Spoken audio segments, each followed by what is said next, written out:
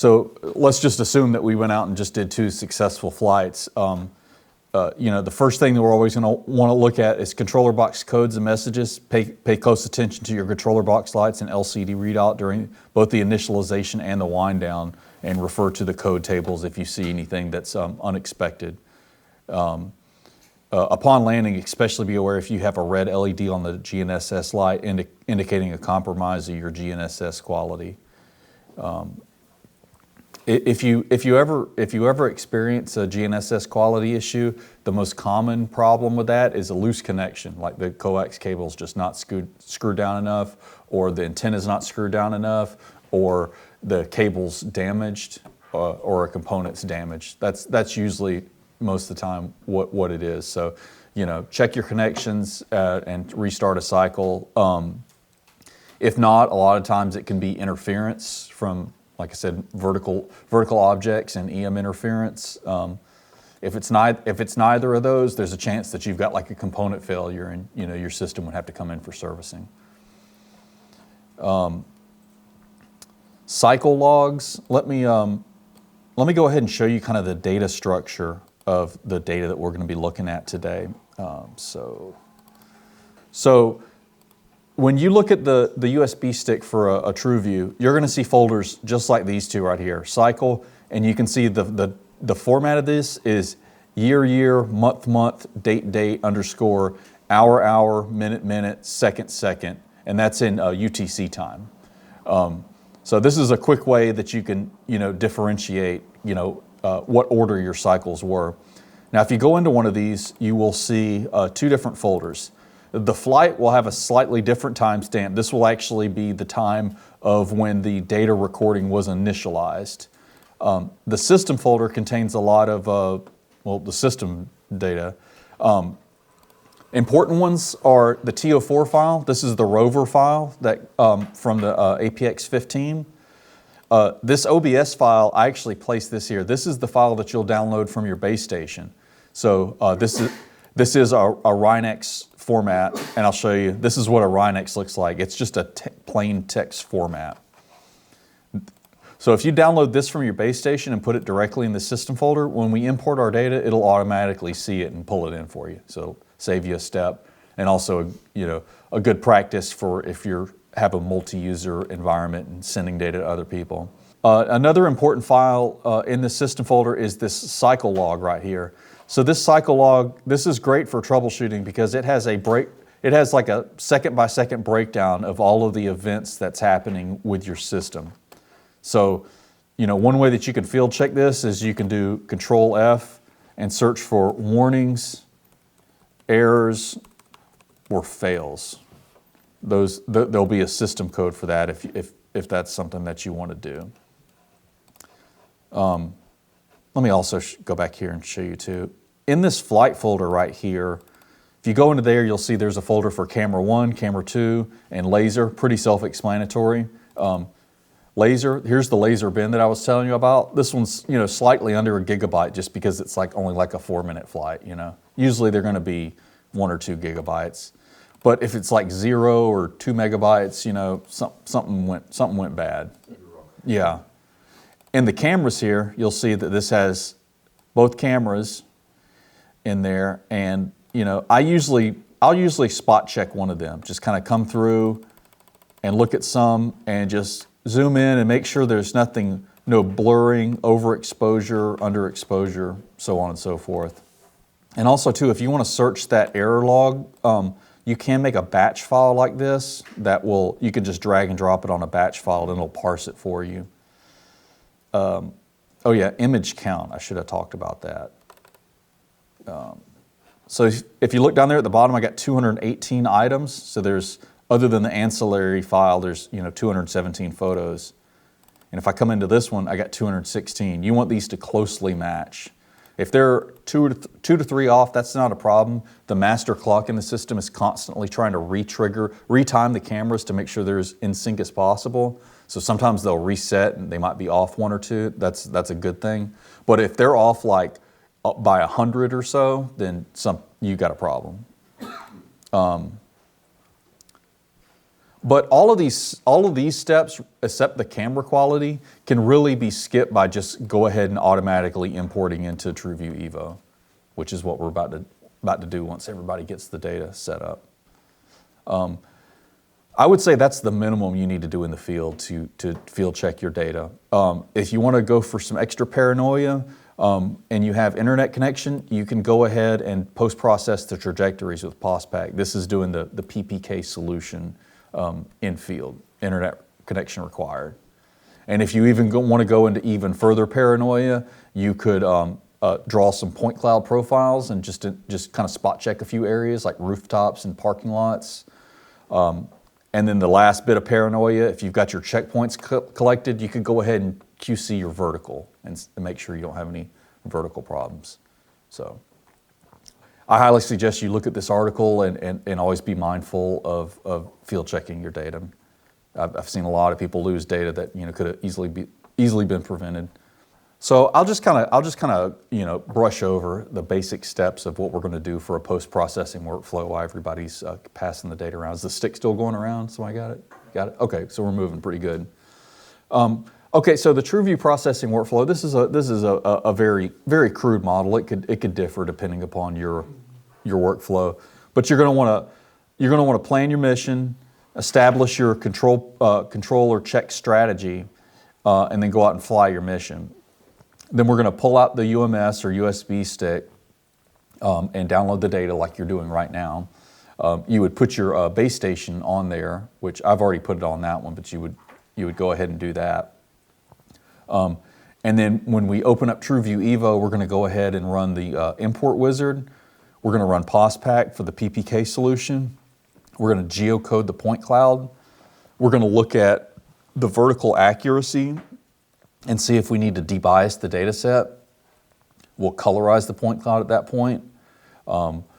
We can go into creating an orthomosaic, and there's a few different variations of this workflow, but you'll want to fire off creating your orthomosaic, and then you'll go into your analytic product workflow. So this is where you're going to do point cloud classification, point cloud thinning, and then generating your products like DEMs, contours, so on.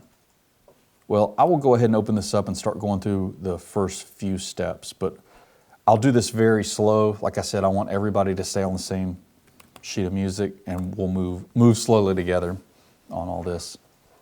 So I'm going to go ahead and launch TrueView Evo, and you'll get this startup screen by default where you can, generally you'd want to go to import Evo cycle into new project. This function's also available here with this green arrow. They lead to the same place, and this will be the TrueView import wizard. Now there's a lot of different options here on this first screen. You'll see that we've got options for archiving and import only. Archive is a feature that we've implemented to where you can set aside, say, a external hard drive or network storage drive, and as you start collecting TrueView data, the archive will compress it and put it into a location to where you'll have a project manager that has a nice window that you can manage them all. So if you end up in an organization that's got multiple pilots and years of data, it could quickly balloon into a data management problem. But with the archive, it'll all be compressed to save some space and organized in a nice table manner to where you can look at, okay, this is what happened on this date. I can see the location of it. I can see the operator's name. You can also store ancillary files in there. So if you've got field notes, checkpoints, ground photos, any kind of ancillary information that might be important that you might need later or a coworker or client would need. We're only going to do import only today, but I just wanted to go over that archive feature because it can be useful as your organization scales. We also have options here for the guest sensors. I kind of touched on these briefly with the slide that I showed, but this is where you can import Phantom 4 RTK, M200, P1 data, and L1 data too from DJI's new Lidar sensor. So this is a nice feature to have. If you purchase a Lidar sensor, you also have this capability in there built in. So it's a good value. I mean, if I ran my own shop, I'd probably have a Phantom 4 RTK for a backup drone or for a second crew, because I mean these kind of photogrammetry systems are still always going to be useful. If you have a survey that has no trees or vegetation, like a stockyard or something that you just want measurement piles from, photogrammetry is more than capable of doing that, and you could use one of those to save wear and tear on your TrueView sensor for doing that. So it's good to know your options with that. So I'm just going to go to what we'll all do once we follow together is we're going to do import only. I'm going to go to the next screen here, and this is the page where you're going to select the input cycle folder. So, oops.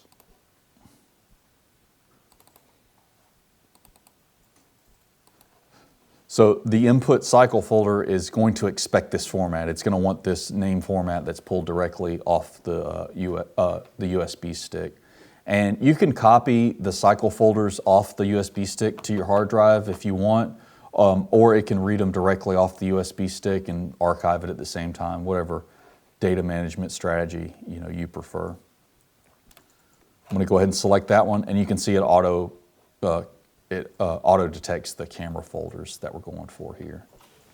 Yeah, so just to recap the steps, we wanted to download our base observation and convert it to Rhinex, place that Rhinex file in the system folder. We had that OBS we showed. We launched TrueView Import Wizard, selected the cycle folder. Now we're going to want to do the project root folder. So back over here, the project's root folder. This is very important to make a new folder for this. You don't ever want to have your output folder mixed up with other data sets or with each other, or even set your output folder to your raw cycle or your input. You start crossing wires like that and bad things can happen. So I'm going to make a new folder. I'm just going to call this like March processing or something like that. You can call it the delivery folder. Yeah, this is. It's going to take all that raw cycle data from the USB stick and it's going to arrange it into a format that the program will use. So make you a folder called, on your you definitely want to always be sure to do this on a desktop. On your workstation, and preferably on a solid state hard drive. There's a lot of data that's moving around on this, and the biggest bottleneck that you'll face on a computer is hard drive speed. So don't ever run it from a USB stick or a SD card or a mechanical hard drive or a network drive or a cloud storage service like OneDrive. You want it on a local folder on your SSD. So just make a folder called processing or process cycle or whatever naming convention that you like. This value right here, TrueView output project name, this will be what it says. It'll be the actual document name of this project. Obviously, once you build up a lot of data, having just a random assortment of numbers isn't too helpful. So you could append a name to this if you want to. Call it like March training or something. It's entirely up to you. I would leave the cycle name there just so that you do have a direct reference to what it was, but you can give it a more meaningful name. Everybody up to this step? Good? The second number is hour, minutes, and second? Yeah, hour, minute, second, UTC time. Yeah. Okay, so if everybody's got that, we'll go ahead and go to next. And on this one, you'll see that these three fields right here are sort of metadata fields. These are, other than the cycle name, these other two are pretty optional. If you have an archive set up where you can pull up all of your cycle data, you will see these in a table format. So you could give it a description like March training, site name, you can call it like Triana, Alabama, or whatever. And these are entirely optional and whatever you want to call them. You could put the operator's name on there. I could put my initials, so if you're looking through the archive a few years later, you knew who the flight operator was for that, whatever you want to do. Over here, positioning strategy. So if we're going to use a local base or a core station, we'll just leave this radio box checked for a base station single base. This is what you'll use most of the time. If you do plan on using Smart Base or PPRTX, then you'll want to click this one. We'll just leave it on that. And the next step is selecting the Project Spatial Reference System, or the coordinate system. This is one of the most important things to manage when you're working with geospatial data. If you don't know what coordinate system that you want, or you get coordinate systems mixed up, I mean, this is where things can get crazy and fall apart. So always be mindful of your coordinate system. You'll see on mine, if I drop this down, it's got a recently used list of all the ones that I've been using. But if y'all have fresh installs, that won't be there. You're going to want to hit this select button over here, and it's probably going to prompt you to rebuild a database real quick. Every time we release a new version of EVO, we update the coordinate systems database, and every time you update it, you'll get an updated definition, and it'll just need to rebuild that. So just hit yes. Now within this spatial reference system selection, we're going to want to pick the coordinate system that we want to use. I always highly recommend that whatever coordinate system your department or client requires of you, just go ahead and start with that and end with that. You know, it's best to just keep it one coordinate system, start to end. It'll make your life a lot less complicated. With the exception that you use a local coordinate system. A lot of contracting and survey firms use local coordinate systems, which are usually deviations of the state plane. We don't in-process data in local coordinate systems. They'll need to be processed in the state plane and then converted after the fact. So just so you know that that's how that works. For what we're going to do with here, I've got my I'm going to use the coordinate system my checkpoints are in just for simplicity. So I'm going to drop down state plane here, and I'm going to get NAD 83 1983 meters. And I'm going to look for Alabama East right there. That's what we want to select. Be sure you get the NAD 83 2011 version. And that is the horizontal coordinate system. For the vertical, you know, we have support for all of the different vertical datums that are used in North America and the whole world. You know, the NAVD 88 with the geoid 12 and 18 and all those variations. For simplicity, we're just going to do ellipsoidal heights today. So we want to select ellipsoid meters. All right, everybody get up to this point and get those selected? Okay, so I'm going to go ahead and hit OK on that. And everybody's page should look like that. And from now on out, when we process ones, we can just drop it down and grab it in here for a little bookmark system. So I'm going to go ahead and go to the next page here. And everybody should have this item right here added. You can see it's got the path to that OBS file, which is the base Rhinex observation. If you didn't happen to load it into the system folder like I did, this will be empty, and you'll want to use the green plus button to add it, or minus ones if you select the wrong one. That's a common error that I see a lot, is people get the Rhinex data for the last day or later that afternoon, and you'll get errors, and mismatching them is a common error. You can also load multiple ones. So if you did have like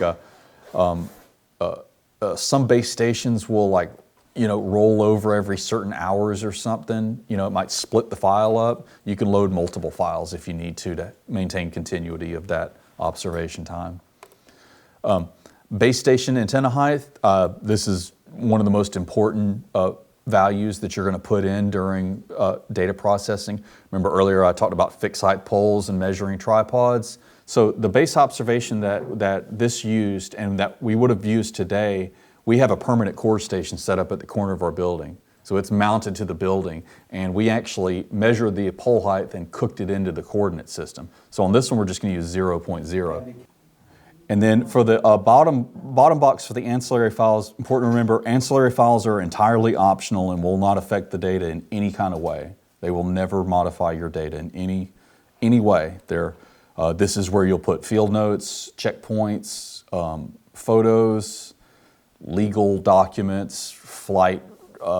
Sometimes you have to submit flight authorization forms and stuff, and you'll actually get like a letter from the flight controller in the area. It's a good place to put that kind of stuff. Anything you might need later, or another analyst might need from you later, put it in there. All right, so if everybody's got that, we'll go ahead and go to next.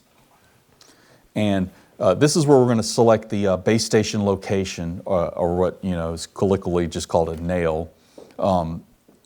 This is what I talked about earlier, where you're going to collect like a 2 to 8 hour static observation and send that off for post-processing. Once you get that corrected position that's within a centimeter or two, this is where you put in that position.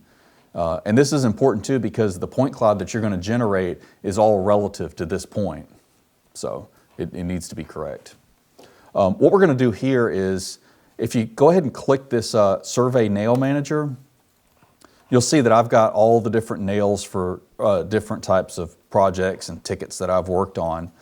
And this does have an option for importing and exporting. So I could, if I wanted to send all these to a coworker, I could select them all and hit export, and it'll put them into an XML file that I can save for backup purposes or send to a coworker. And then you can, to do the reverse, you can import it right there. Y'all should be empty right now because you probably have fresh installs. What you're going to want to do is you're going to want to hit Add here. And what you'll do is, once you get that post-process static position, you can actually load that from an Opus file. So let me just show you how that would work. See if I can pull up an old Opus solution that I've got. So here's what an Opus solution looks like. When you do an Opus solution, you'll take that 2 or more hour base observation, and I'm just going to, if you just search for NOAA Opus, this first result right here, this is the NOAA Opus website. And what you would do is, you can load your RINEX observation into here. You can drag and drop it or select it with a file system. You'll need to select your antenna model, because there are internal offsets within every base antenna, like the actual receivers, a few centimeters left, right, up, down for the receivers. And this calibration knows that. You'll put in your antenna height here, and you'll put in your email. And depending upon the load of their servers, you'll probably get a response back within 15 or 20 minutes, and it'll look like this. And it's kind of beyond the scope of the class to kind of go over all this today, but this has those corrected coordinates that you need, and it also has some statistical values about the accuracy. Like you can see the overall root mean square error on this one is about 2.1 centimeters. But that'll work with just any US, right? Yeah, it'll work within the vicinity of North America. Probably work in like Canada and Mexico to a bit, but other countries have their own post-processing solutions. A lot of federal governments run their own, like Opus, but there's also, you can also do Trimble PPRTX post-processing. And this service works, this is free and it works worldwide. So I've used this in Japan and Australia. Australia has their own called AusPause. Canada has their own service. Most federal governments have their own post-processing service. I kind of went off into the weeds on that one. The long and short of it is, once you get this Opus solution, or if you have, if there was already a established position from another surveyor and they give you the coordinates, what I typically do on this is, if you just, in the email, if you hit Control A for select all, Control C for copy, and then I'm going to run Notepad and Control V and paste it in, I've got this Opus report right here. And this Opus report can be loaded directly into TrueView, and it will parse that data for you. So you can hit Load from Opus and navigate to that text file, and it will load the nail position for you. And that kind of removes human error too. Like if you're looking at like 10 decimal places and going, you're going to screw up one day. You want to remove that human error. Yeah, with Opus, an important one to look at is this bracket right here. There's 3 different level qualities. You've got rapid, ultra rapid, and precise. Ultra rapid you might get instantly, and it might not be the best solution. Rapid will generally be a large improvement, and it'll be pretty good. And if you wait about 10 days, you'll get a precise. But if you do see an ultra rapid, I'd be wary of that. Use it for checking your data, but maybe not for the final position. If y'all open the Nail Manager and just do import, if you go to that folder that I sent you and go into it, there should be a file called Triana permanent base.json. And just locate that and load it. And it should look like this item on mine. You see, I got permanent base Triana. There's the lat long, heights, reference frame, so on and so forth. So if you go into that folder and survey, survey, yeah, it's this file right there. Yeah, so just load that up and let's get everybody with this. So I'm gonna hit OK on that. And once you hit OK and exit the nail manager, your screen should look like this. You can see the coordinates over here. There's the reference frame. There's the nail. And you'll also see this message here, approximate distance to base station 0 meters, which sounds about like what we want to see, right? One thing to keep in mind with this message that can be alarming to some people is sometimes you might see it say approximate distance to base 3 meters or 5 meters, and that sounds terrible. You know, you don't want to hear that when you're doing surveying. But what that is when you set up your base station and fire it up for the first time, the second that it gets 4 satellites in a crewed lock, it writes the crewed position to the header file of the Rhinex.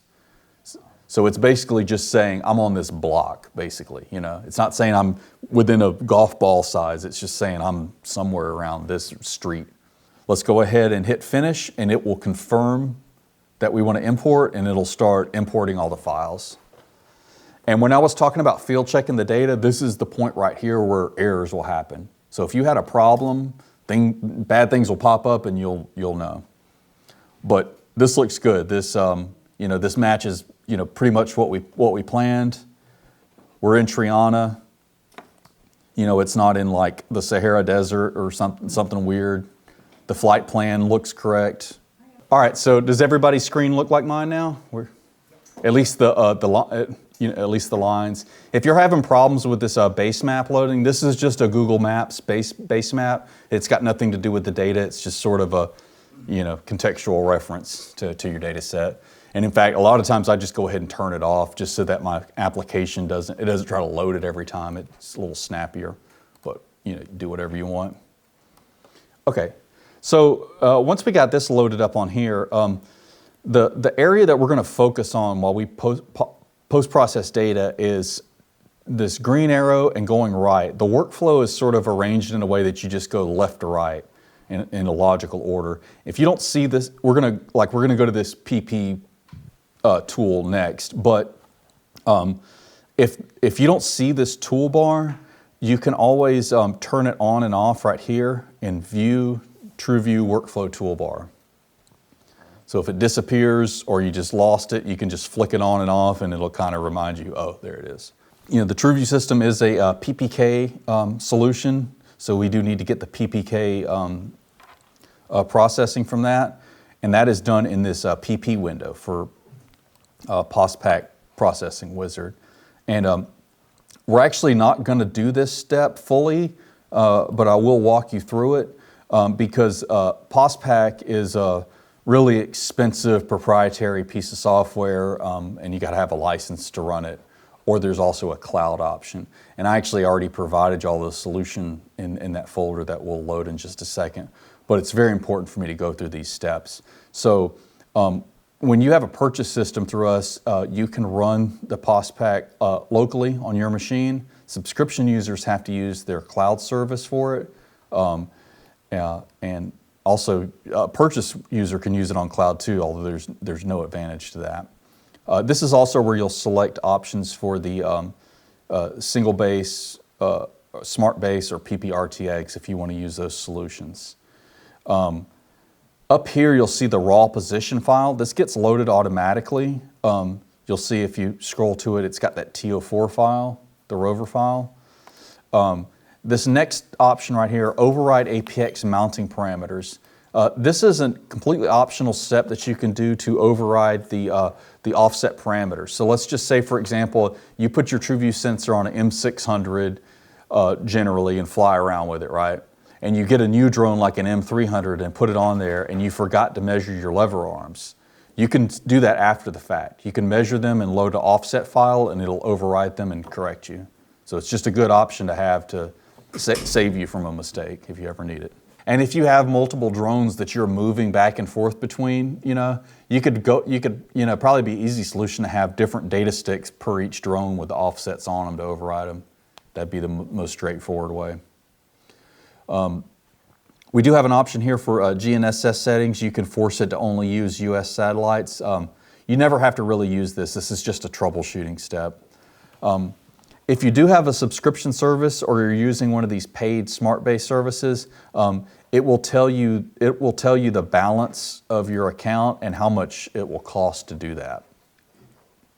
I'm going to go. You don't have to follow along with these, but just pay attention to what I'm showing you here. I'm going to go to the next screen. These options generally never get altered. This is all the values that we put in earlier during the wizard.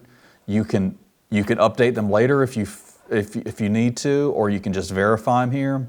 I generally just go to the next screen. This step is pretty important. This is where you're going to set your output frame. So this will determine the output coordinate system of your PPK trajectory solution. And it needs to exactly match your project coordinate system. So like here, I'm just going to select NAT 83, Alabama East. The datum is NAT 83 2011, and I can select my orthometric height if I do have one in here. This is just ellipsoid, and then you want to be sure to set your unit of measurements on this. And be sure to always be mindful of the difference between international and US survey feet. They do differ slightly, and if you have large northing and eastings, that error can compound eventually and cause something to be feet off, so always be mindful of this. So this is what this screen will look like. I'm going to go ahead and run mine. You already have a solution, but I'm just going to run it to show you all what it looks like. The final screen is just going to verify the balance of your TrueView points if you're using any of the paid services. Now, one thing to keep in mind about PosPac is PosPac is a third-party application from Applanix. Our interface to it basically builds a script or a batch file that sends it to the third-party application and then receives the data back from it. PosPac has to be licensed separate. It's a separate product from TrueView Evo. And this usually takes, no more than 5 minutes unless you've got really bad internet connection. It's important to note that PosPac, it does process on your local machine, so it's taking the TrueView data and your base data and computing the difference, but it's also going to download an ephemeris file from the federal servers. So an ephemeris file is basically just a model or a projected model of what the satellites actually did that day, because they're supposed to be on a certain course of their rotation, but that differs. And having an exact model of what the satellites did that day improves the quality of your solution. So when this finishes, it's going to say, it completed, would you like to review the report? And you want to hit yes every time. This PosPac report is a huge, 46-page report full of graphs and stuff. I would highly recommend, as you become more comfortable with the system, diving into this and learning more about it. But if you want a simple yes or no answer, go to page 23, and you'll see right here I've got percentages for fixed, float, and no solution. You always want your fixed to be at 100% or very close, like 99%. You should always check this. If it's not near 100%, then you had some kind of GNSS issues with your survey, and you may need to refly it or troubleshoot it. So always check that. All right, so we're just going to assume that we all just did that, and the output of that process is going to make, let me see if I can find it to show y'all.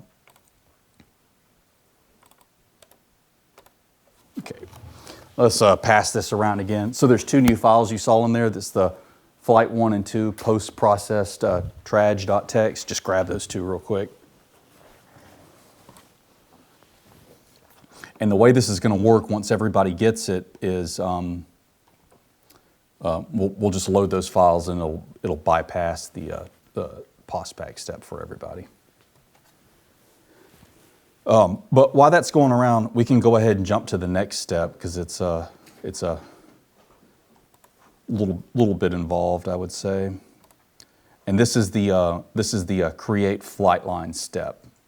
So you can see it's this sort of little backwards S blue shape, auto create flight lines.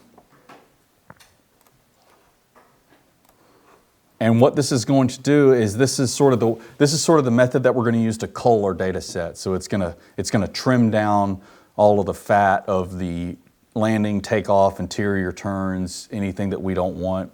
Noise kind of refers to sort of the noise window or precision of a sensor. But what I'm really just talking about is, the landing, takeoff, and interior turns. So a lot of times the data in those positions is just generally not what you want, because you might be going really fast to get to your first waypoint and your heading error is larger at your interior turns.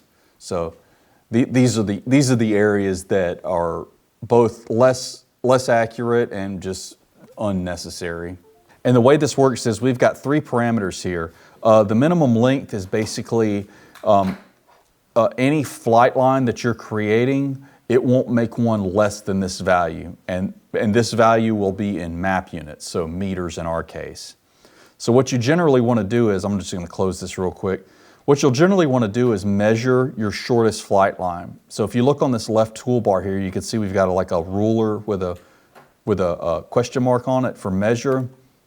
If you click that, you can left click an area of the map and then left drag it and left click another. And you can see at the bottom left of my screen right there, it says that segment's 262 meters. So I've got 3 flight lines here that are about 262 meters. So I don't want this minimum value to be less than that, otherwise they won't be created. Usually I take that value and round it up a hair. So I'll do I'll just set that to 250. And let me show you what will happen if I do it less. Like if I do 50 meters, see, it's going to create all this crap right here that I don't want. I got my interior turns and my landing and takeoff. So I'm just going to do 250. And the turn radius on here is the amount in map units that it will trim the ends. So you can see how these flight lines didn't go quite to the very end of it. It just, basically this is telling it to trim off a meter on each side. And that's good because as the aircraft is accelerating or deaccelerating, it can get a little bit of pitch pull from the motion, and it might be a little less accurate there, so you don't want that. Max deviations is the amount in map units that a line can deviate from one side or the other before it breaks it into another line. As an example, let me show you what will happen if you don't get the values that you want, because it's not always going to be this clear cut and simple. I'm just going to change this to like 50 here, and let's just imagine that we've got these lines that we don't want. What I do in this situation is I'll turn off this red trajectories so I don't accidentally select it. And then up here at this green arrow, this is our feature select tool, and you can just grab these features and delete them. So like I can click that and just hit the delete key. And you can also multi-select these too. So like I want to get rid of this interior turn right here. I'm just going to select that, and now I'm going to hold control and select the second one. So you can do that for as many as you want and just delete them in one go. Let me also show you too that you can manually create these if you need to. I'm going to go ahead and delete this one just as an example. See, we have this tool right here for create flight lines from selected trajectory points. The way this will work is you select your trajectory point that you want to start, find the end, hold down control and select that. And you can see I've got both selected, and then I'll just hit that tool right there and it'll create the line for me. This can be useful for sort of corridor type surveys that might wind a bit. So if you got rivers and roads that have some windiness to them and want to just manually create your flight lines, I would recommend that. Is that USB stick still going around? I just finished. Okay. Okay, so if everybody's looks like this, we can move on to the next step here. So again, we're going left to right. We want to go to the next one, create TrueView trajectories, the green lines. And normally, if you do the PosPac processing locally on your machine, this second field right here, post-process trajectory file, will be auto-populated like mine is. See that? But what y'all should be empty. So you want to do import, and then find those files that you just downloaded. So it'll be, this is flight 1, so it'll be flight 1 post-process traj.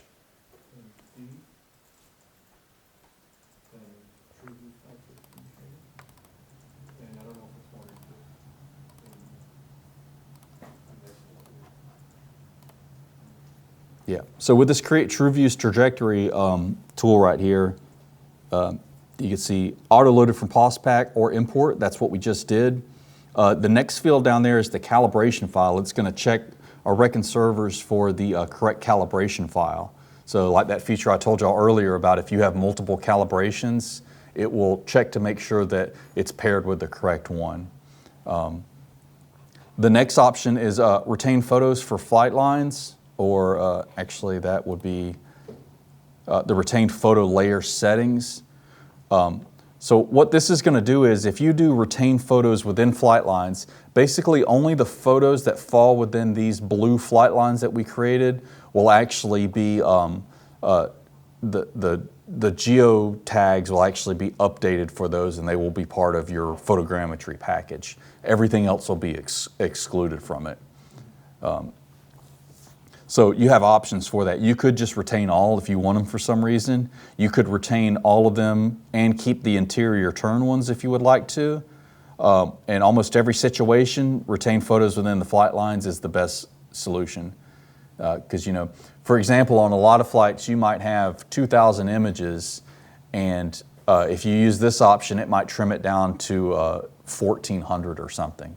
And that's gonna save you a lot of time on processing with photogrammetry. And the other option that we have down here, we have update photo EXIF tags. You'll always want to leave this on. This is exactly what it sounds like. It's going to take that post-process trajectory solution and apply that quality of data to the tags of the photos so that it can be used in a photogrammetry suite. The next option down here can be pretty important. When you geocode a point cloud, what you want to do is you want to have a code that separates each individual flight line. So you can see on this, you could call it, we got flight line 1, 2, and 3, right? And this starting flight line number is starting from 1, and it'll code those as 2 and 3.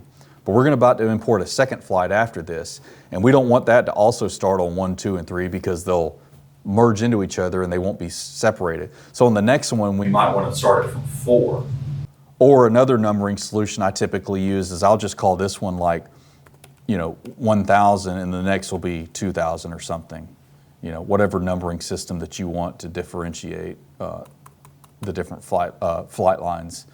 Because once we have the point cloud made, we'll be able to colorize by point cloud, and that's used for analysis and QC purposes. So it's good to have those separated out. I'm just going to put 1,000 on this one, and let's get everybody's looking like this.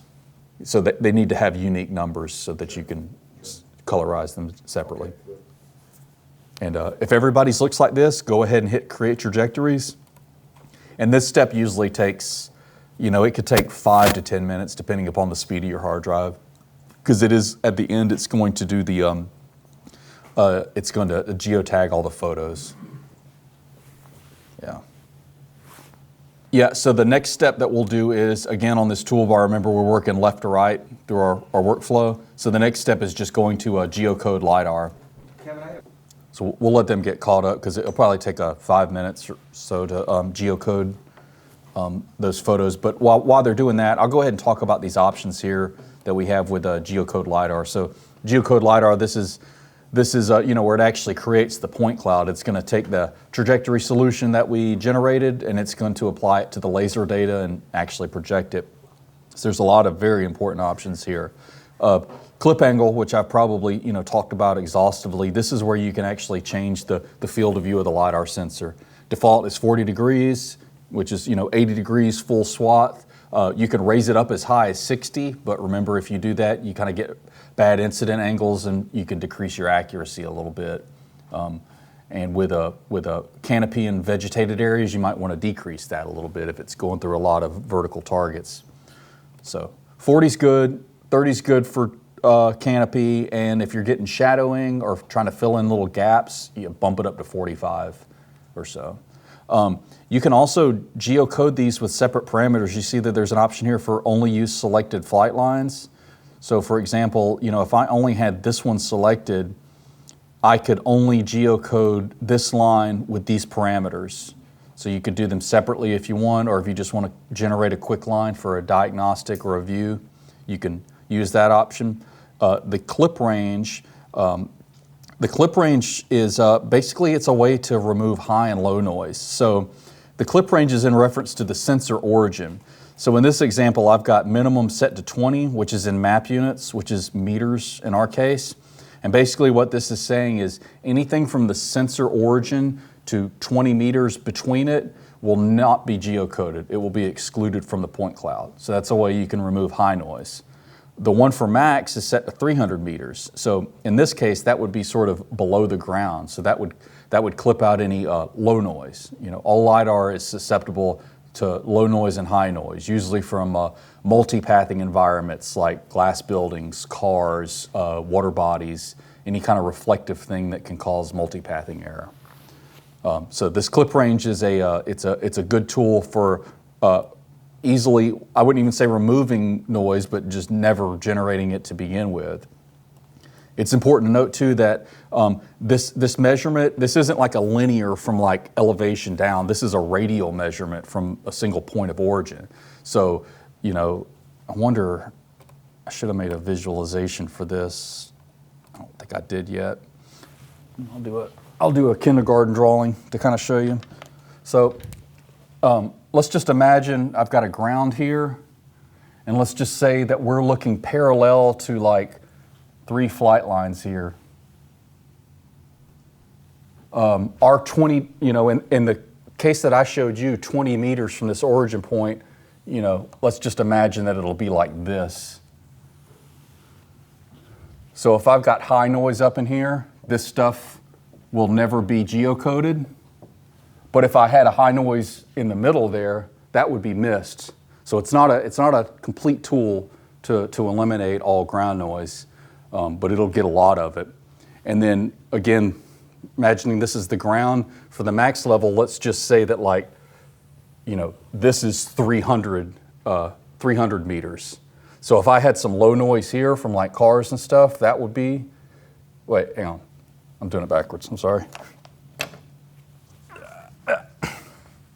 If I had low noise under here, that would never be geocoded. Anything from here to affinity will not be geocoded. But if I did have some low noise there, that would be geocoded, and we'd still need to manually clean that up. Does that all make sense? Well, you can still get points beyond 100 because they're erroneous. Basically, you get a multipathing point from a light beam hits a car window and bounces inside of it and comes back to the sensor. It's going to be a bad point. It's confused, and it might be 400 meters underneath the ground. Usually, what I do, and I'll show you this in a minute in the program, is I'll draw a profile across a section of my survey area that represents the minimum and maximum of my topography and measure those, and you can kind of round up or down from those and use those as a crude measurement. But this is a very powerful tool. It'll save you a lot of time from cleaning up noise. I'm not going to do that right now, actually. I'm just going to turn that off and might be able to identify some, and then that way we can point it out. Enable TrueTrack, this is just sort of a proprietary pitch and roll compensation that we developed for our data. That should just always be enabled. There's no reason to turn that off. Colorize point cloud is exactly what it sounds like. If you have this enabled, once the geocoding is complete, it will start to do the ray tracing and pull the RGB values from the photos and put them onto the point cloud. And there's actually a pretty good use case for keeping this off for the moment, because a lot of times what I will do, this Colorize, depending upon the size of your survey, the speed of your computer and various things, it could take 10 or 15 minutes. So if you kind of want to QC your point cloud and diagnose it and look for high noise and low noise, you could omit this step for the moment, geocode your point cloud, find your clip ranges, re-geocode it, and then Colorize after. That's a very efficient workflow to clean up noise and with the least amount of time invested. So, all right, so for this one, just kind of copy my settings here. Don't use flight lines, clip angle 40 degrees, no clip range right now. TrueTrack and Colorize points off. So I'm just going to go ahead and hit Geocode here, and you'll start to see this coming in real time. It'll start to populate the point cloud on your screen. All right, and yeah, this is a pretty quick process depending on speed of your machine. I usually turn the Google Hybrid off at this point just so I got a cleaner view of everything. Okay, so usually what I do at this step is just sort of get a broad idea of what the quality of my data set is. So I'm going to turn off these vector layers for the moment. They're not necessary right now. And this is a good opportunity to introduce you some of the user interface options. So these two drop-down menus right up here in the top center of the screen are very important, and you'll use them a lot. The second one is where you can switch between display points and display a tin surface, which you can see sort of makes a hill-shaded pseudo-DEM kind of view. So I usually switch to this view immediately upon geocoding because it gives you a very broad view of like, is everything good? There's the building like I expect, there's trees, road, nothing looks crazy, nothing looks noisy. From a quick glance, it looks like a good data set. So now's a good opportunity to kind of look more at this user interface some. A very important feature of the program is, if you look here on the right vertical toolbar, you can see we've got an option for a profile. Mouse over this, see, toggles the profile window. And the icon under that is draw a profile line. So if you use this tool and you come over here in the map view, you can left click an area, drag it, left click another one, and now you can see your mouse moves up and down. This selects the width of your profile. You generally don't want to make super thick profiles. You want to make them pretty thin. So you can do it like this, and another option is you can right click and it will prompt you to enter the profile depth. So, anything from like 1 meter to 30 centimeters is usually pretty good. So you can see there's our view. One thing to keep in mind with this profile view. What that means? Oh, the depth. Oh, yeah, that's just the width of the profile. Ah, okay. So see, like this is that's probably like 100 meters and 200. Okay. Yeah. Okay. But you want it to be pretty thin because by default, this profile view, it renders all points.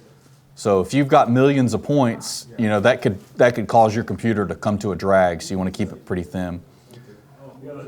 And speaking of that, another thing important to keep in mind is pay attention to this number right here. See where it says 895,010, 3.2%.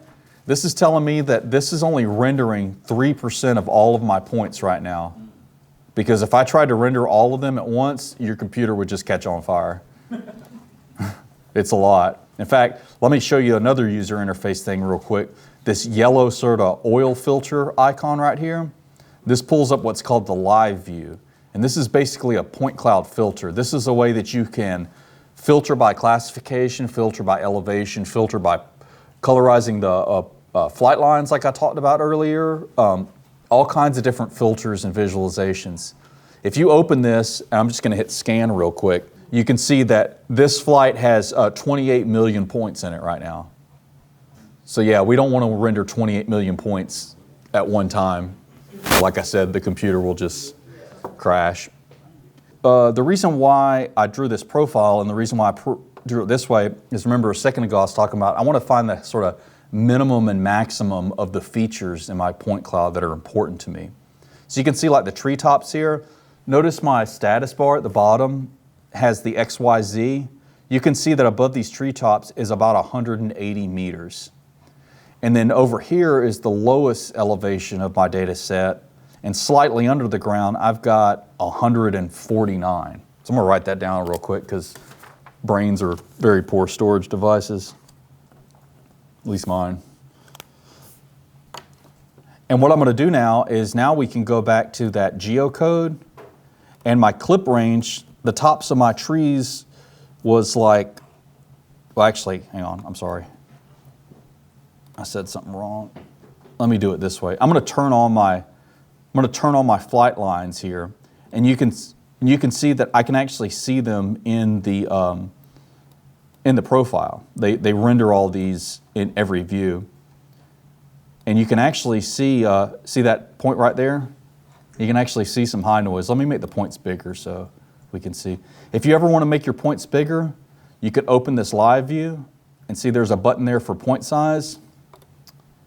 Usually 2 or 3 is pretty good. Any higher is getting a bit too chunky. So there we go. So you can see there's one high noise right there that we kind of, we'd like to get rid of that. So what I'm going to do is, let me draw a profile. I'm going to draw one parallel to this flight line, kind of. See all that high noise? And now I'm going to, in the profile here, I've got a measure tool, and I can measure from the top of my flight line to the top of my trees.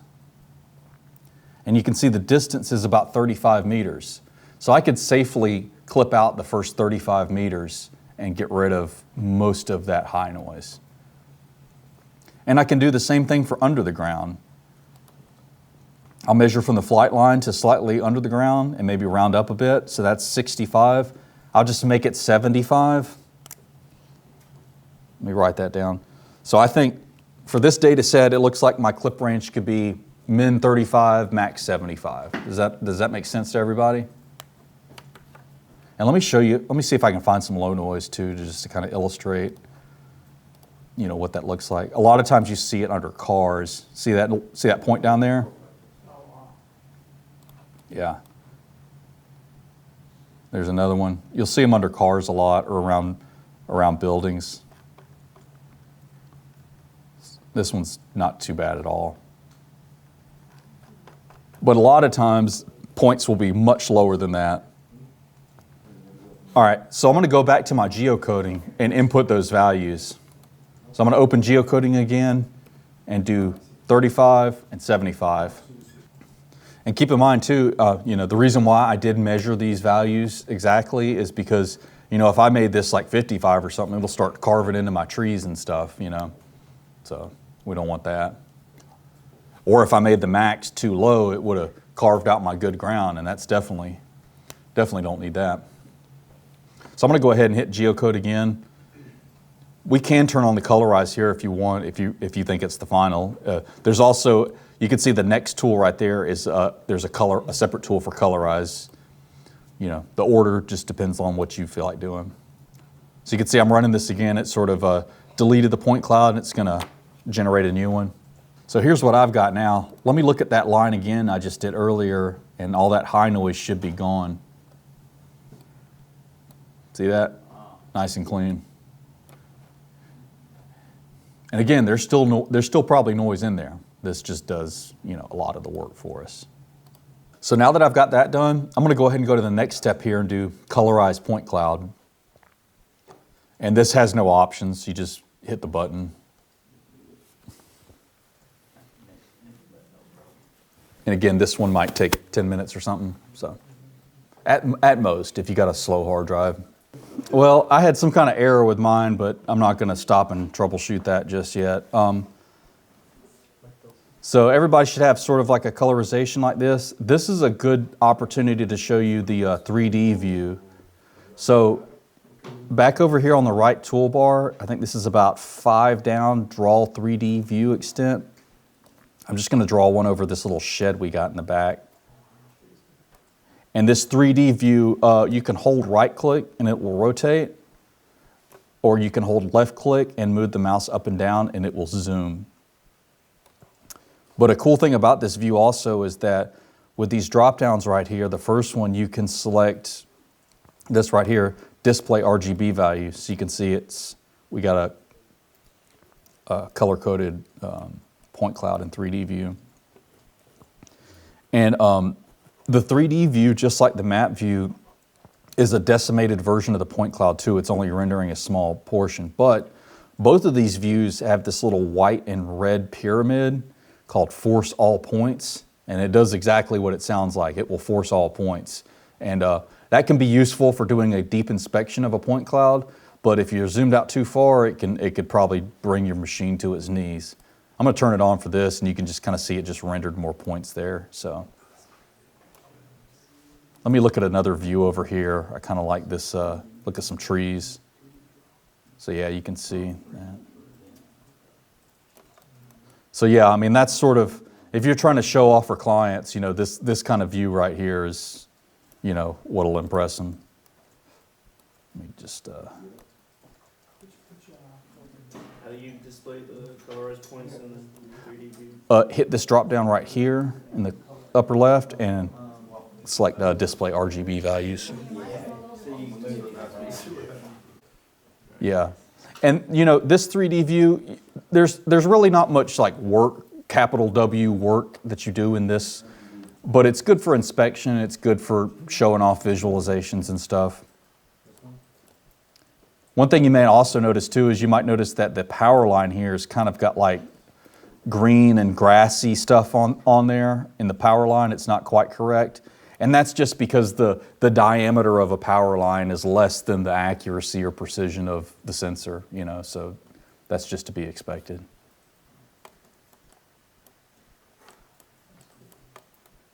And you may also notice, I think it's right here, that's my car. And you can see it's kind of, I got a black car and it's kind of almost completely missing. Because, you know, like I said, it's a black object. They have less reflectivity. If I would have flown lower, I might have got more points on it.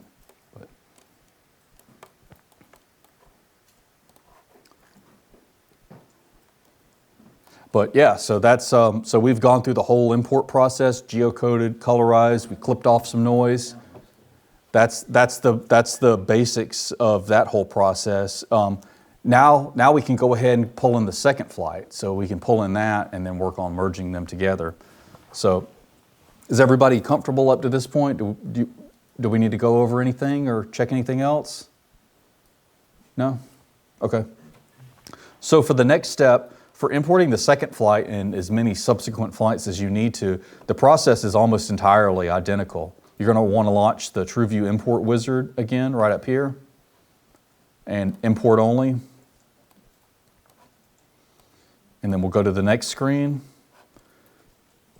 Input cycle folder, we're just going to go ahead and grab that second one.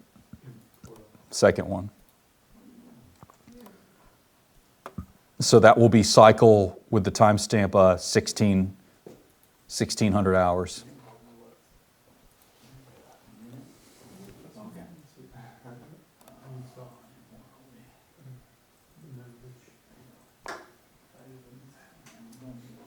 And once you get that selected, we'll just go to the next screen. And on this one, you won't even need to select the coordinate system again. Your coordinate system's already been set for this project, so that's already filled out. You can add a different description and site name. You know, you could call this, you know, Flight 2 or something. Flight 2 and your initials, whatever naming convention's meaningful to you. Triana, Alabama site name.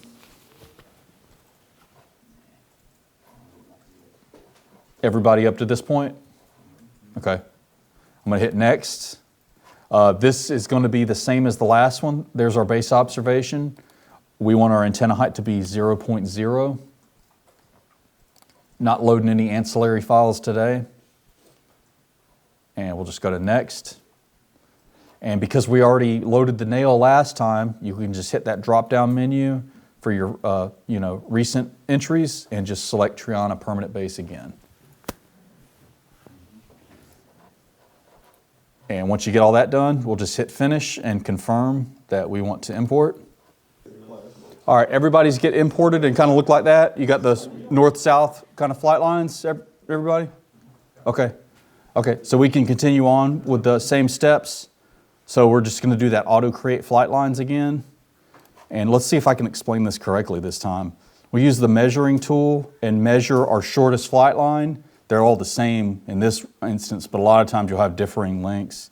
So this is 154 meters. So I want to round that down slightly. Maybe we'll do a 145.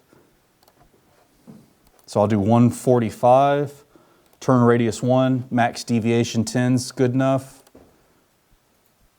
Ah, crap. I just made the rookie mistake I was supposed to tell y'all not to. So when you import a second flight, this drop down right here for cycle and flight, if you hit this again, you'll see that we got the 2 in there for 1500 and 1600. We want to select the 1600 before we continue on. I wish it would do that automatically. I'm going to go send a strongly worded email to the developers. Okay, I'm going to try this again then. Auto create flight lines, 145, 1 and 10.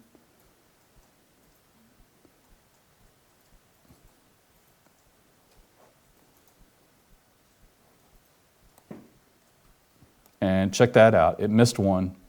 I didn't make my value enough. I think I need to decrease it then. We'll do 135 maybe.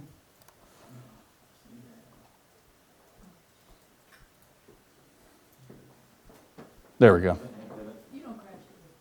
Yeah.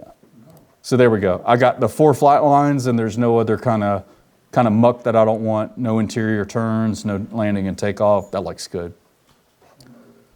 So just like with the last flight that we did, we're going to go over to the Create TrueView Trajectories again and import, and we'll do the second trajectory. Mine's in a different location, so don't pay attention to what I'm doing. And on this one again, we're not going to change any settings having to do with calibration. We're going to leave retained photos within flight lines. That's good for pretty much everything. Starting flight line number, let's change this to 2000. We'll leave update EXIF, photo EXIF tags, that's fine. I'm going to go ahead and create trajectories. If you get past that step, we can go ahead and jump over to the geocode. And we can leave these values that you had last time. Remember, we already measured our sort of flight lines against our highest feature and lowest feature. So 3575 should work for this one too. It could be, if we weren't covering the same area, it could be different. You know, if this would have been a forest and the next one was a canyon or something, that might be different, obviously, but we'll roll with this. All right, so I got this done for mine, and let me go ahead and turn off all my vector layers.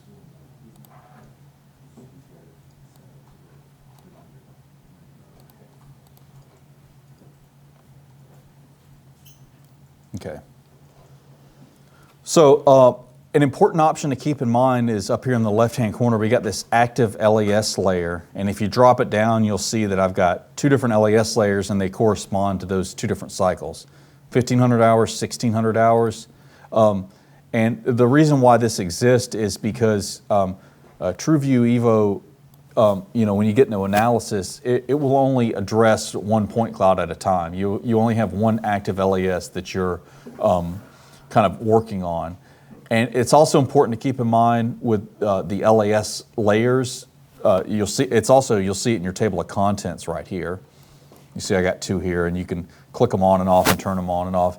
These are symbolic layers. Like there's multiple LAS files that are within this single LAS layer. I'm just going to right click on one of these real quick and look at LAS File Analyst. And you can see this one in particular has got 2 LAS on it. I think it's by default it's set up to code a different LAS per flight line. But it's just good to understand that these are multiple files. I have 3. Yeah, something went wrong on mine. It's okay. Yeah, here's my other one. It's got 3. Yeah, but it's just important to know that. Another thing to keep in mind too with LAS, and this will become more relevant as we move on, but you want to have what we call tiled LASs, where your data set is tiled into 256 megabyte or smaller LAS files. Because if you have an LAS file that's like multiple gigabytes, like 4 gigabytes, 10 gigabytes, that can have very poor performance on your computer, even a good computer. So just something to keep in mind. All right, so to merge these, I'm going to go ahead and show y'all StripAlign. Before I do that, let's look at, if y'all notice up here on the top right hand, see how I've got this login right here for Reckon? If y'all go ahead and click that, try to put in the credentials that you have that I sent you via email. So it was that TrueView training. What this does is StripAlign is actually a third-party application that's plugged into Evo, and the authorization for the license is done via this login. And also this Reckon login is also where you can, if you wanted to use our data archiving or visualization services, that's the way that you access that as well. All right, so just to make sure everybody's logged into that, if you want to follow along with that, it's not an entirely crucial step. So what we're going to do next is, Evo, we have this tool right here called the, let me find it, Job Manager. On the left toolbar right here, second from the top, I got this tool called Job Manager. And what this does is this manages background processes that you run. And the two background processes that we currently have are StripAlign for Evo, SAFE, and Metashape for Evo, MFE. So it's just good to know that this window is here, because when we launch a job task, you can monitor it from here. You can see what its status is at, if it's completed or not, and if it failed, you can look at the log report and stuff like that. It's good to know that this exists. So for the StripAlign feature, back here on the toolbar, you see we got this workflow toolbar. To the right of that, we have this utility toolbar. And if you don't see this or you lose it somehow, you just go to View, TrueView Utilities toolbar. And the tool that we're going for is the first one right here, StripAlign for Evo. These all have tooltips, by the way. If you get lost, just hover over them and get that tooltip. So you can see on this one, I got StripAlign for Evo. And this is a very simple tool. There's not a lot of parameters to it. You have Use and Fix.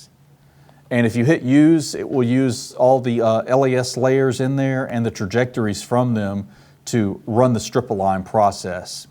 The Fix one is if you think one of the LAS data sets is fine and you don't want it to be altered, it can basically, it'll just stay put and it'll be used to alter the other one. So in this configuration, the 1500 one would not be altered, but it would be used in the computation for aligning the 1600 one. Does that make sense? I'll interpret silence as a yes. Okay. So if I have all this set up, I'm just going to go ahead and hit Submit StripAlign Job, and it'll ask me to confirm yes. It'll say it was successful. We do have an option in here for, I guess I should have gone over that first, a notification email. See how it says it's going to email me? Let me show you that real quick. If you go into File, Project Settings, and over to, where is it, Global. See, there's a place where you can put in your email there. And what that will do is anytime you start a job, it'll send you a start notification, and then it'll send you an email when it's over. Because sometimes very large data sets can take a long time to do, you know. You could fire off a photogrammetry task that could take, you know, days, it depends.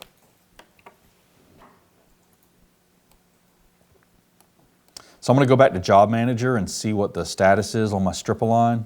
Okay, so when the StripAlign's finished, if you open up your Job Manager, you'll see the processing message says process ended. So when a job's finished, you'll want to hit this button over here for post-process, and this will basically add the results of what was done back to the table of contents. So I'm just going to hit that and confirm yes.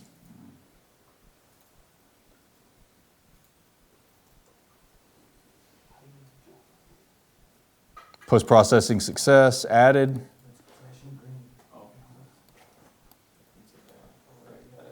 And now you can see that I've got a new item in my table of contents right up here, LAS Align. So I also want to make sure that that's selected on my active LAS up here.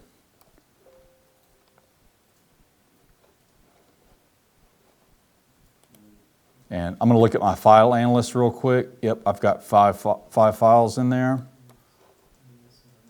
I want to change my visualization back to 10.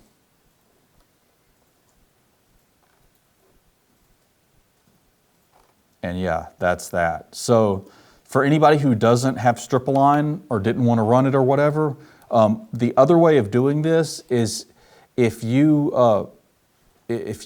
control select two different LAS files and right-click on it and do merge LAS layers, it'll practically do the same thing. It won't StripAlign, but it'll merge them together.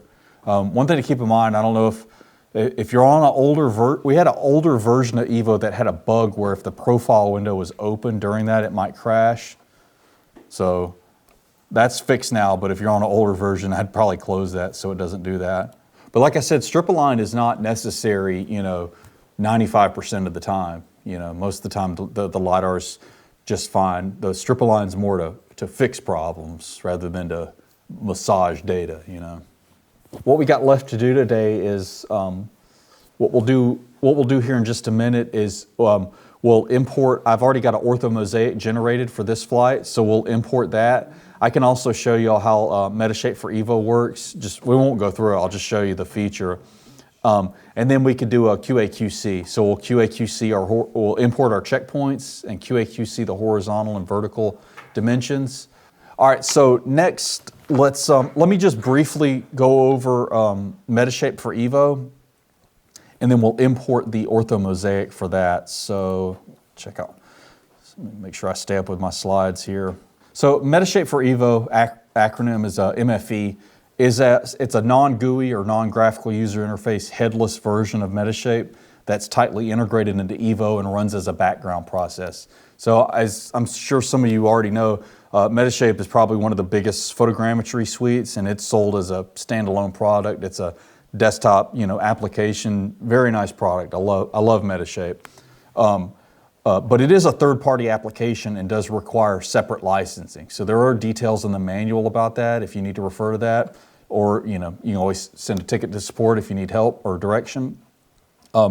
One thing that distinguishes MFE from regular Metashape is that MFE uses a LiDAR-derived DEM, or digital elevation model, to increase both efficiency and accuracy. It'll also decrease voids in canopy. So typically with Metashape and other photogrammetry suites, what it's going to do is it's going to take a bunch of images and it's going to perform what's called arrow triangulation, which is kind of like assembling a puzzle. It takes a bunch of different photos and finds the points where they match, and those are called tie points.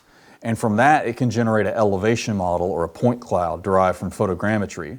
It will then take that derived elevation model and it will basically drape it'll turn your images into a piece of cloth and drape them over the elevation model. This process is called orthorectification. It kind of stretches and compresses and makes the images fit on top of an elevation model.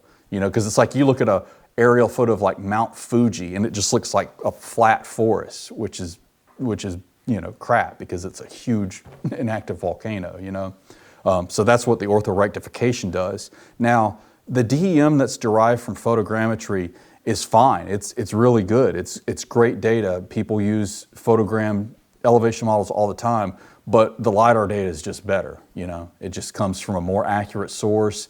It has higher point density just because you saw we've got like 30 million points on this. So what we do is we sort of inject the LiDAR data into this photogrammetry model instead of making it generate its own. So that removes a step and it gives it better data. Does that all make sense to everybody? Okay.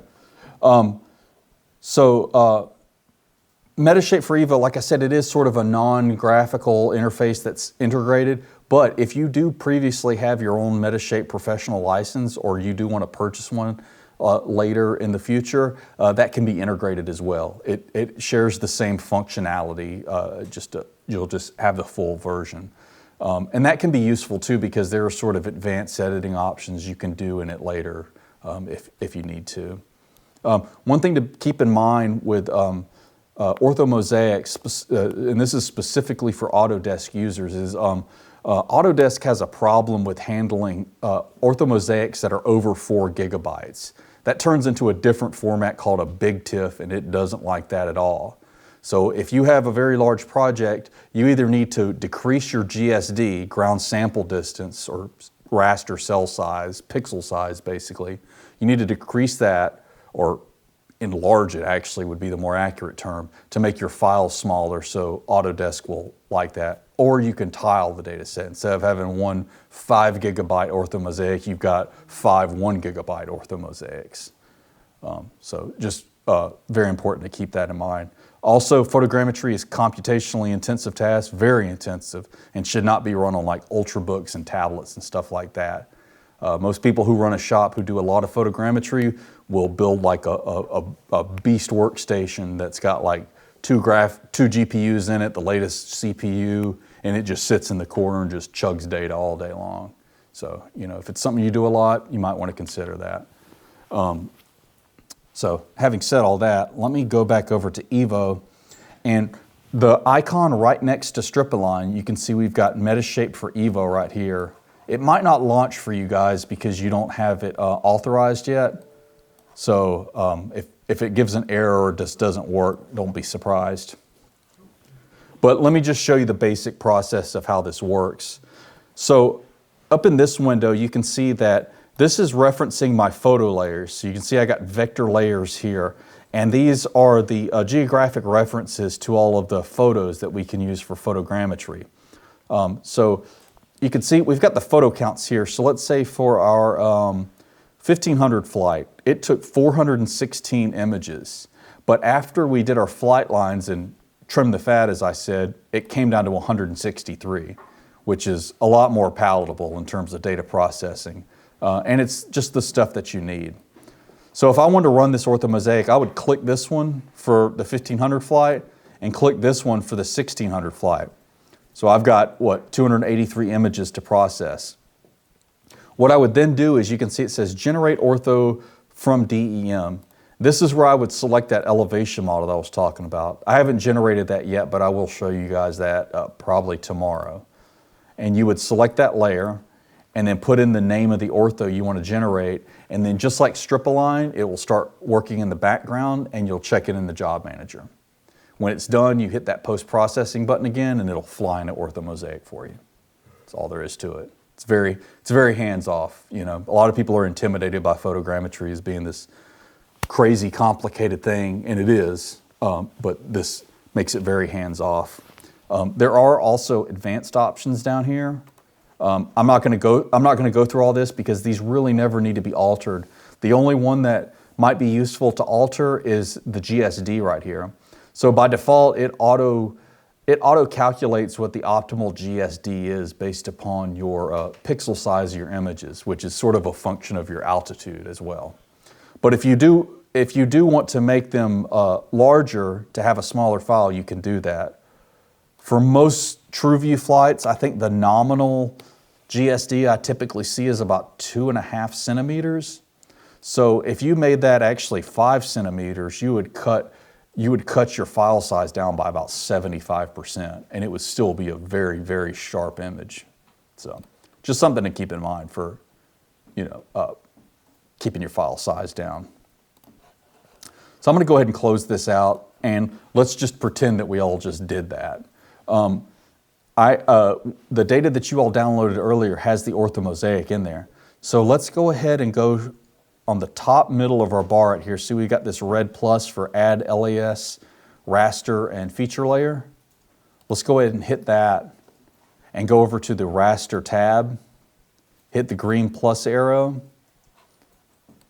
and I put a folder in the data that you downloaded called ortho. And if you go into that subfolder, you can see there's the MFE process that I ran, and there's an ortho.tiff. And then once that's added, you may notice that on mine, see it put it all the way to the bottom. You can kind of see it hiding under my point cloud.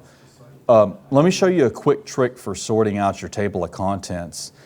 Because in GIS applications, there's a certain hierarchy that you want of your data sets so that things don't cover each other. And that hierarchy is points, lines, polygons, and then you want point clouds, and then raster data sets, and then WMS layers. Because it's like rock, paper, scissors, paper covers rock, whatever. What I'm going to do is open the project manager right here.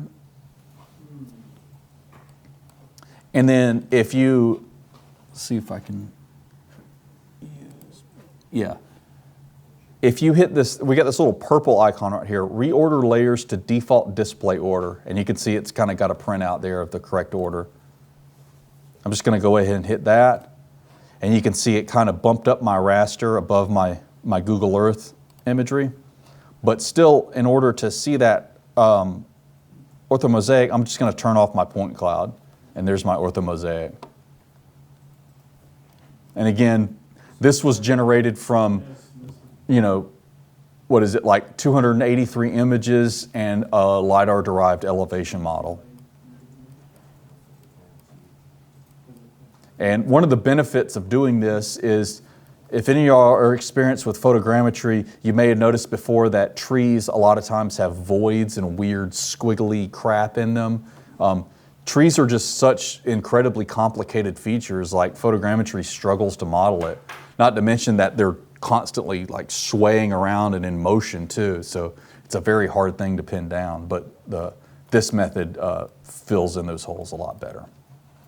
So yeah, there's our orthomosaic, and if you want to poke around a little and zoom in, you may notice that like, see, there's some of our like checkpoints and stuff that we're about to look at.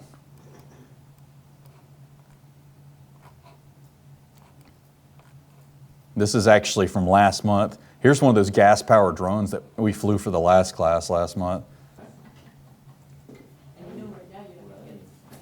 All right, so I think everybody's got the ortho pulled in, so we're all caught up. Okay, so the last thing that we want to look at today, and this is a super important topic, is the QAQC. You know, you always want to evaluate your data and know, did I collect a bunch of crap or is it good, you know? So we'll get into that next. The way that you're going to import, well, there's multiple ways that you can import checkpoints. If somebody supplied, like a coworker or surveyor supplied you with checkpoints in like a shapefile or CAD format that's in the same coordinate system you're using, you can directly import that. So back at that dialog we were just at, add LAS, raster, and features, if you actually go to this feature tab right here, this is where you can add shapefiles and CAD files, and they would be in a point format, obviously, if they were checkpoints. But for today, we're going to load it via CSV file. You know, our Basin Rover system, the format that we prefer is to just output it as a CSV file, which has got northing, easting, elevation, and a name. Does it do it in the text too, in the same format? Yeah, yeah. So what you're going to want to do is, and this is another piece of data that was already supplied with the data stick that we handed around. Go to File and Import from ASCII XYZ. And you can see this is also a way that you can import LAS files. So if you do have other kind of GIS data or point cloud data, you can import it as an LAS. But we're going to do shapefiles for right now. So hit this shapefile radio button. And then go to Add right here, and let's go to that folder that I gave y'all. I think there was one in there called Survey. I got mine in a different place. Let me find it. Don't mind me. Yeah, it should be called this 210518 Triana. And if you want to, I'll just open it real quick and show you. You can just see it's just a simple comma-separated values. So that's the point name, I think this is easting, northing, elevation, and then code. FK is our code for a checkpoint. So I'm going to open that. And then right here, select a folder to write shapefiles to. I'm going to select an output folder for that. So you can put it back in that survey folder if you like. Coordinates, do you go in eastern, northern, or? Or is it northern or eastern? You can, in a later screen, you can specify whichever, you can assign columns to whatever you want, yeah.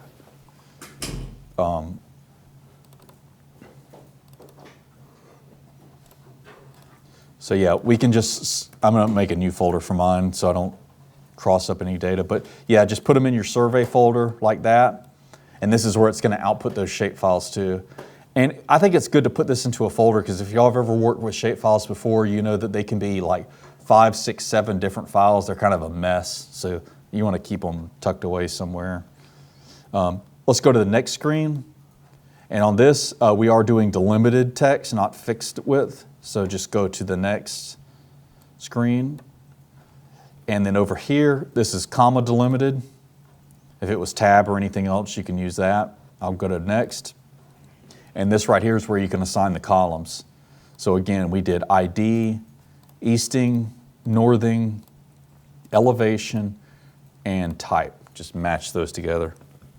I hope I'm remembering correctly with the easting, northing order.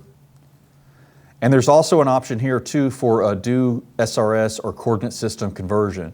So if the point cloud data you're working at is in Alabama State Plain East and somebody sends you a data set in UTMs or something weird, you can convert them here. So you just click that and then click these ellipses to go into the coordinate system manager and specify, you'll recognize this window when it pops up, this one again. You'll just want to specify the input and output coordinate systems that you want. But in our case today, they're matched. And if that imported successfully, you'll see a bunch of new points on top of your screen. It's going to give them a random symbol and color. So usually at this point, you'll see over here, I've got it on my table of contents, 210518 Triana, and it's like little purple blocks. If you double click that Symbology right there, it'll pull up the Symbology properties. And I usually try to make this a big obnoxious icon, like a red, 8-pixel red or something. That way it's like a big goofy clown nose, and can't miss it.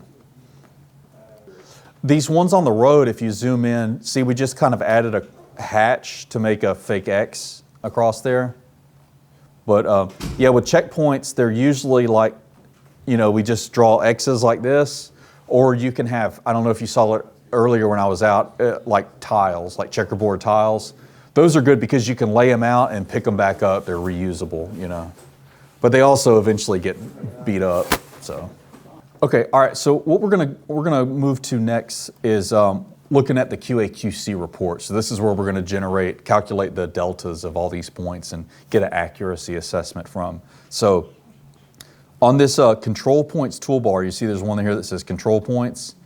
On the drop down next to it, we wanna hit that and select that shapefile we just imported, the 21 blah, blah, blah Triana. And once that's selected, and it does need to be a vector point file, this icon right here will illuminate on the far right, this sort of little spreadsheet icon. And this is the control points report. So what we're going to want to do on this is let's change our method from triangulation to inverse distance weighted. And I'm going to set the fixed radius to 1.5. And what this is going to do is every checkpoint that you have, it's going to generate a little miniature surface around that area that has a radius of 1.5 meters or a diameter of 3 meters. So it's, whatever 3 meters is like that. It's going to create like a little miniature surface on that. Take the average Z of that and compare it to the control point that we shot with our Basin rover. And that's how it calculates the delta. So what I'm going to do after that is hit this calculate DZ. It gave me a warning that points 14 and 15 are outside. You hit OK on that. And that's fine, because if you look at this over here, I didn't fly as far west as I typically do, so there's 2 points that were omitted. That's fine. But what we're looking at over here is, on this column, you see the delta Z here. This is the difference between the point cloud and the control points that we took. So you can see most of these deltas is like 3 centimeters, 2 centimeters, 4 centimeters, 7 millimeters, 7 millimeters, 1.6 centimeters, so on and so forth. And what's important is this column right here is our statistics.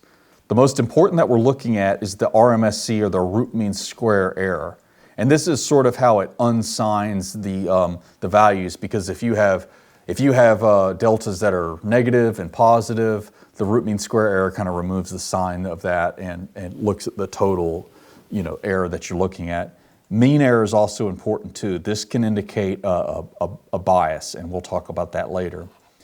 But as we look at this, something should stick out to you pretty obvious. This 1 point right here, 31, is 30 centimeters off. So that's far outside of the operating range of the equipment. So we'd want to investigate what the hell happened there. So what I'm actually going to do here, let's see if I can move this to the side. I'm going to go back to my checkpoints and turn on, if you right click, you can right click and do show labels. And you can see the numbers of those. And which one was it that was the bad? 31. So let's zoom into 31 and see what happened. Whose car is that? Fess up. Oh wait, that was last month. I'm sorry. I can't blame y'all. So this is an outlier, or this is a compromised point. So you would remove this from your analysis because it's meaningless. In this map view, the zoom wheel zooms in and out, and holding the middle mouse button will pan. And I'm sure I'll get this question from somebody. If you want to invert the mouse wheel, some people are used to CAD where up is down instead of down is up, or whatever upside down world you come from. If you go to File, Project Settings, and let's see where it is. Global, we have invert mouse wheel zoom, if that's your preference. And as GIS people, it's like up is in and back is out, and then CAD people, up is back and down is out, and then they bicker at each other and just, your field sucks. No, you suck. So we accommodate everybody here. We're inclusive. But yeah, zoom into that 31, and you see the problem. You know, generally, if you want to turn off a control point or checkpoint, you know, you need to have a justification for why that's an outlier or why it needs to be excluded. I think that's a pretty clear case here. So pay attention to the RMSE right here. Currently, my RMSE is 7.3 centimeters, which is outside of the operating parameters that we advertise for this sensor. So it looks bad. So I'm just going to turn that guy off, and you can see my RMSE drops down to 2.4 centimeters, which is like half of, double the advertised accuracy that we give for a 515 sensor. Yeah, you have to hit this calculate DZ right here at the top. And you can also see, this is a full table. It shows you the northing and eastings of your control points, and then the surface Z right there, and then the delta Z. And there's also a way to export a report from this. So, depending upon the coworkers and clients that you have, they may ask for accuracy reports, and you can give it to them. You could say, boom, here you go, So that was our vertical check. So we can now see that our RMSE is 2.4 centimeters, very good. We have a mean error of 2.1 centimeters. So we could remove that systematic bias from this and make our RMSE even tighter. We might do that tomorrow. But for now, let's go ahead and jump over and look at QCing our horizontals here, because you can see we've got a field for X and Y too, and we also have an orthomosaic. So what I typically do is, let me just click on one of these. You'll notice that my map pans around as I click on them. See that? There's also an option up here. See these arrows at the top? These will shuffle between them all. So what I typically do is just find one to start on and zoom into a reasonable, small scale on your map here. And you'll notice, see how my icon is like a crosshair? It's ready to mark. So all I have to do is go over to the center mass of this target and click on it. And you can see now I've got a green plus on there. And you also see on this report, it just calculated what I clicked on for the X and Y values and calculated the delta X and delta Y. So all you do is surf through all of these points and click them. This is very much like, photogrammetry, where this method would be for control points, but on this it's just for checkpoints. So obviously you need a lot for a good statistical sample, but we'll just go through and do all of these. Yeah, I mean, if it's good, click on it. If it looks like it's been scuffed up or compromised somehow, then that might be a potential write-off as an outlier. If you think a vehicle or equipment has destroyed it, then I would admit it. You want to hit center mass of the target itself. You're not aiming for the red spot, because we're trying to calculate how far off the data is. Like on this one, see that little difference right there? That's what we're trying to measure. Over here on the table of contents, if you right click on a table of contents item and go to the feature analyst, actually I got to close this first, but I'll show you later. The feature analyst is the equivalent of the attribute table in GIS. It's the tabular data connected to the shapefile. So I finished clicking on mine, and this is what my report looks like. The RMSC of my X is 1.2 centimeters, and the RMSC of my Y is 1.6 centimeters. So this survey is well within specifications of the 515 sensor. You can go ahead and hit Export Report after that. You see I already made one last month. I'll just call this one QC Report March. And I will open this and show you what it looks like.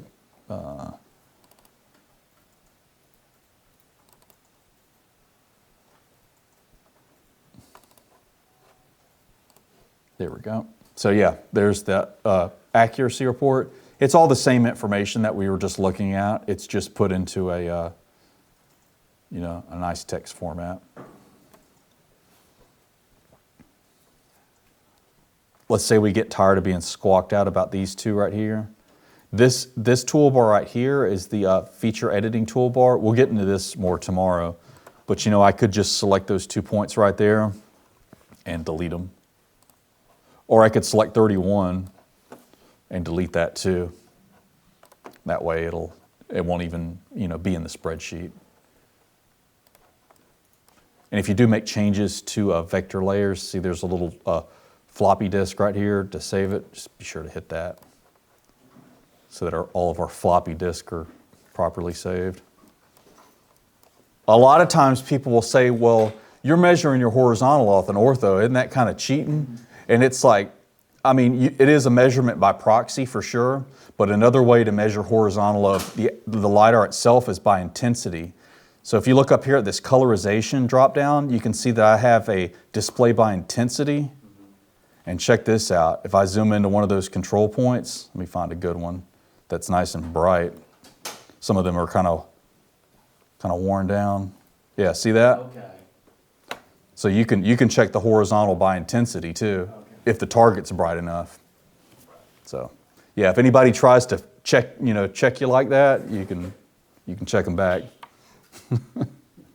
So that's all the material that we're supposed to cover for day one.